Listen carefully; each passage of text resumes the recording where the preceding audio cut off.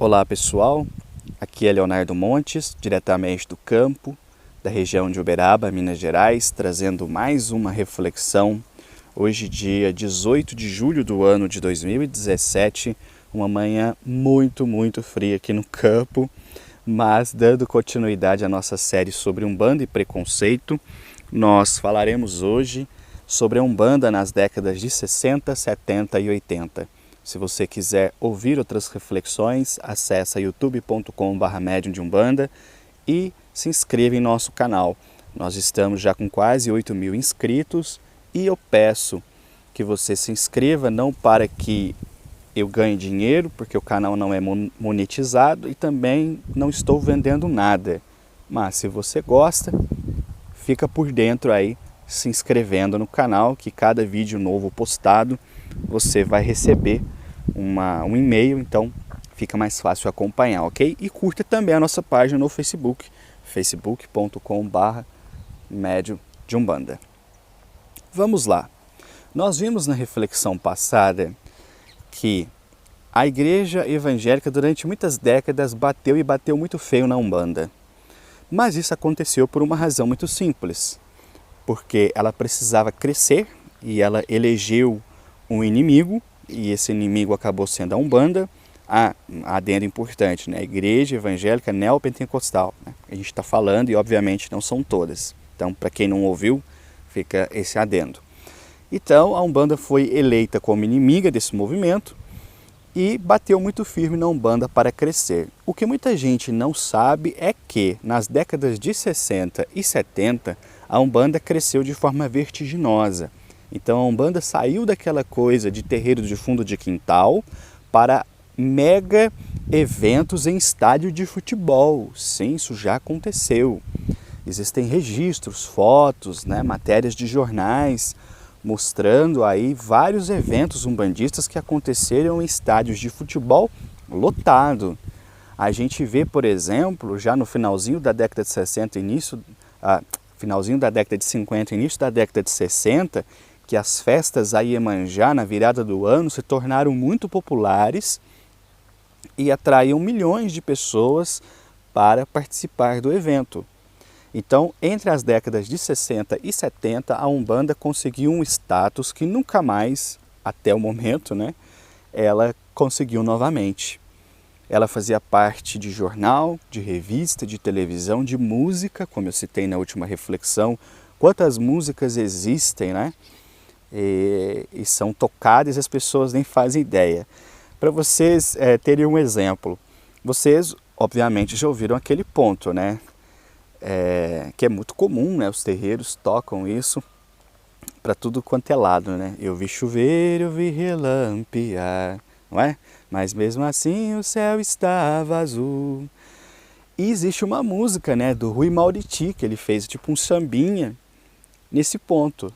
E certa vez eu trabalhando ali no escritório, eu escutei, né, um rapaz cantando, né, isso. Eu sabia que ele era católico, a gente já tinha conversado, ele não tem conhecimento nenhum de Umbanda. E eu falei para ele, olha, você já parou para prestar atenção no que você está cantando? Aí ele repetiu, falou, eu não sei o que significa, mas eu achei legal, né, o ritmo e tal. Eu falei, pois esse é um ponto de Oxóssi, né, muito comum dos terreiros de Umbanda, até em terreiros de Candomblé. E ele falou, não, mas isso é uma música antiga, que minha mãe cantava quando eu era pequenininho e tal. Eu falei, pois é, houve uma época em que se cantava essas coisas no rádio.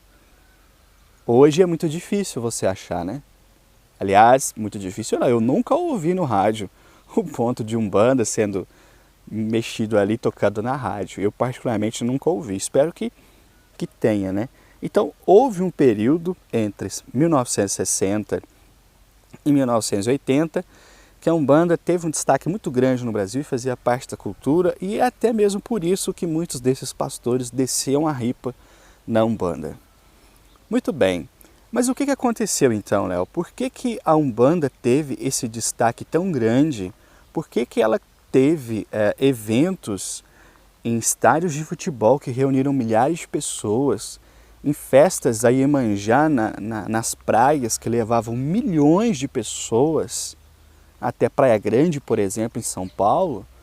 Por que que hoje isso não acontece mais assim? Por que que hoje a Umbanda ela é tão pequena? E o que eu vou contar para vocês é surpreendente. O que aconteceu, segundo principalmente duas fontes, que são o livro História da Umbanda, do Alexandre Comino, e a História da Umbanda no Brasil, do Diamantino e do Ronaldo Linares, é que, chegado na década de 80, a Umbanda vira uma bola de neve. Como assim? A Umbanda ela não tem, até hoje, um livro doutrinário básico.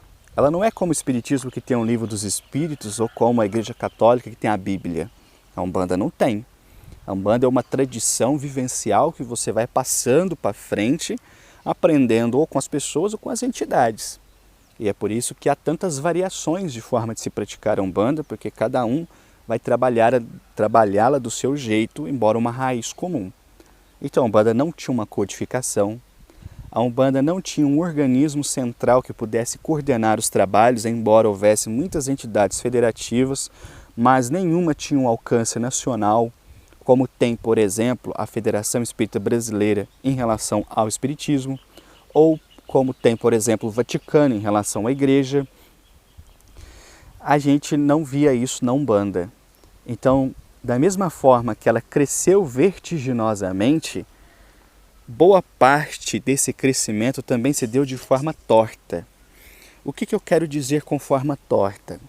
Muitos terreiros surgiram, muitos médiuns foram formados, muitos pais de santo por aí, muitos dirigentes espirituais que não estavam qualificados para exercer o trabalho que estavam ali exercendo.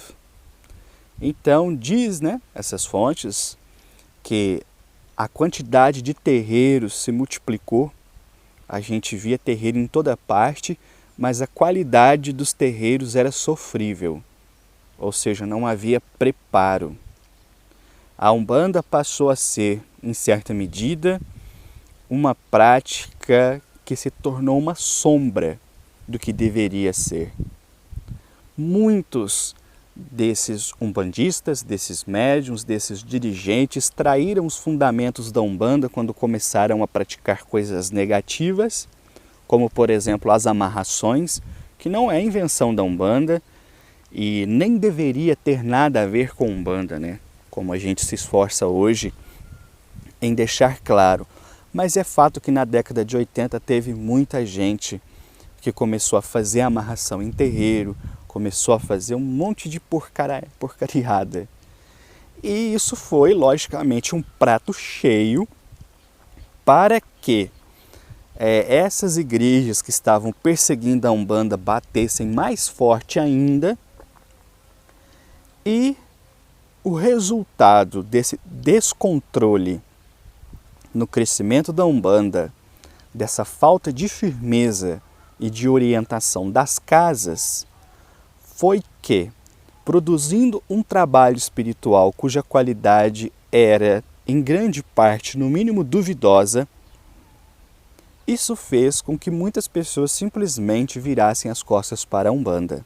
Não apenas frequentadores, mas muitos dirigentes, muitos médiuns, descontentes com aquilo que estavam vivendo, acabaram virando as costas e migrando principalmente para as novas igrejas evangélicas.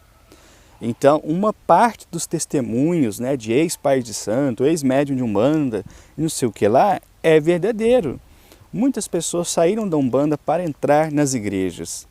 A pessoa chegava bem intencionada para querer trabalhar na Umbanda, achava muito bonito. Quando ela começava a fazer parte, ela começava a ver as práticas erradas, ela começava a ver toda a bagunça que se estava fazendo dentro do terreiro e ela falava, isso aqui não é coisa boa, isso aqui não é coisa de Deus, isso aqui não está certo. E aí, por outro lado, as novas igrejas ganhando espaço, crescendo de forma absurda, batendo no discurso de que aquilo ali era errado, muitas pessoas acabaram migrando para as novas igrejas evangélicas. Então, a década de 80, ela ficou conhecida na Umbanda como um período de esvaziamento da religião. Quando eu li isso, né, nos livros do Comino, eu fiquei muito chocado, né, porque é um termo forte, né, você falar em esvaziamento. Houve uma queda, em apenas uma década, houve uma queda brusca no número de terreiros existentes, no número de médiuns atuantes. Uma grande parte dos terreiros foram fechados e nunca mais abertos. Penso que, em certa medida, isso foi uma limpeza necessária, né? Porque tudo aquilo que cresce rápido demais e não tem uma estrutura muito sólida acaba caindo. Obviamente que a culpa não é da Umbanda em si. O problema é que, a partir do momento em que a Umbanda começou a fazer parte da cultura, saiu daquela coisa de fundo de quintal e se tornou algo de nível nacional, onde os cantores cantavam as suas músicas, as pessoas, acredito até que de boa vontade, acabaram pulando etapas necessárias e começaram a abrir terreiro à torta e à direito, sem formar médium adequadamente, sem ter pessoas realmente compromissadas com o trabalho espiritual. Os atendimentos não levavam nada a lugar nenhum, era água com açúcar, você já não tinha comprovação nenhuma dentro do terreiro mais. E isso sem contar aqueles que decididamente foram para o lado da maldade. Então é preciso reconhecer que na história do preconceito em relação à Umbanda, claro que durante toda a época, em todo o movimento, em qualquer religião, tem as maçãs podres. Mas a década de 80 é uma década perdida para a Umbanda. É uma década em que as pessoas atuantes não souberam levar o compromisso adiante, não souberam honrar com o nome que estavam ali representando. E suas ações, decididamente para o lado da malícia ou tombando por ingenuidade, acabaram manchando e muito a reputação da Umbanda perante a sociedade. Eu não posso afirmar que seja exatamente por isso, mas eu sei que a partir da década de 80, os olhos dos intelectuais brasileiros voltaram-se muito para o candomblé. Então, até hoje a gente vê o candomblé como um status, né, de cultura religiosa, uma coisa de enorme respeito, e a Umbanda ninguém liga muito. Não que eu estou dizendo que deveria ser o contrário, mas o candomblé, que a princípio despertou muito interesse dos pesquisadores na década de 30, depois acabou cedendo lugar para a Umbanda, que foi a religião da vez, que todo mundo falava, causou um burburinho. Depois todo mundo esqueceu da Umbanda e voltou de novo os olhos para o candomblé, o que para mim perdura até hoje, né? E obviamente, repito, não estou dizendo que isso seja negativo, mas eu acredito que seja uma consequência das porcariadas que os umbandistas estavam fazendo na década de 80. Obviamente que tinha muita coisa boa acontecendo também, muito terreiro sério deve ter surgido, muita casa antiga continuou seus trabalhos, mas eu gosto da fala do Comino, que ele fala que a década de 80 foi uma espécie de peneira. Houve uma peneirada na Umbanda, então ela deu uma reduzida drástica, mas aqueles que continuaram, continuaram firmes. Aqueles que continuaram, continuaram trabalhando, continuaram com um propósito sério. E aquela boa parte que estava só no oba-oba, acabou indo embora. Seja como for, nós temos que reconhecer que, especialmente na década de 80, os umbandistas, os médiuns, os dirigentes de dentro da Umbanda contribuíram e muito para fortalecimento do preconceito contra a própria Umbanda.